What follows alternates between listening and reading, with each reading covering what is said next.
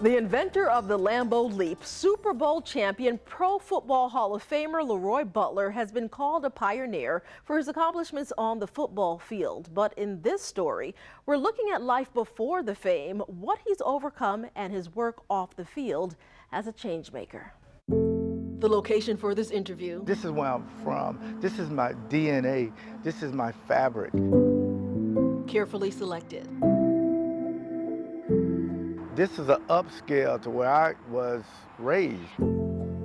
2 chairs, 2 lights, in the middle of Blodgett Villas, a Jacksonville housing development on North Davis Street. The other one was so bad as far as crime and poverty, they tore them down and built some new ones.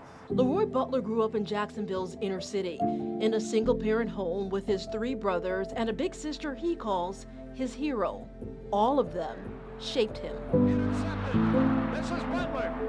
And although we were in poverty, I never knew what that word meant. I just knew you were poor. But my mom had me thinking I was rich. As we looked back on his time before the NFL, Butler shared stories painting a picture of his will to win. I was extremely pigeon-toed. My feet would turn like this. His early childhood memories formed by rigid restrictions. And they got to get them like this, and they just were not cooperating. Doctors had to break bones in both of his feet at just 8 months old. By age 6, he wore leg braces and at times relied on a wheelchair to get around. It was rough because you see other kids going to the Jefferson Street pool. I couldn't go. You see other kids running to the ice cream man with the ice cream truck.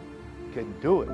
I had to tell my sister what flavor I want and pray she brings the right flavor back. From the porch through a gate in his wheelchair, little LeRoy watched neighborhood kids play the game he loved. And me and my mom had a plan. She said, okay, I'm glad you chose the NFL because the NFL is the ultimate team sport. Because I'm thinking, if I'm disabled or slow my whole life, 10 other guys can help me. LeRoy would overcome his physical disability as a child and go on to help countless people beyond his teammates.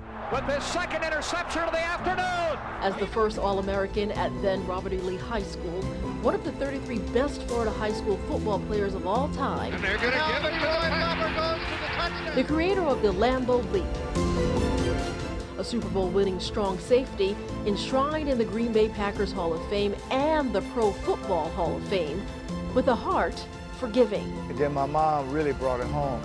She says a hero or somebody great is when you volunteer or help people who you don't know.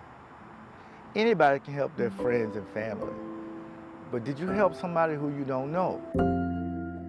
Bullied as a child, he now reaches out to youth with his Butler versus Bullying campaign, his Leap into Wellness Mental Health Summit, and he serves as an ambassador for changing homelessness here in Jacksonville. Why did you decide to be an ambassador for that group? It was easy for me, Keitha, because when you're living paycheck to paycheck and you depend on the government and you have anxiety of feeding your kids, and that check may not come, you could be homeless. He's been there, but found a way out, leaving behind a blueprint.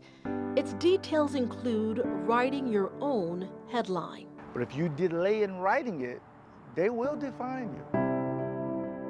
Be a leader, not a follower.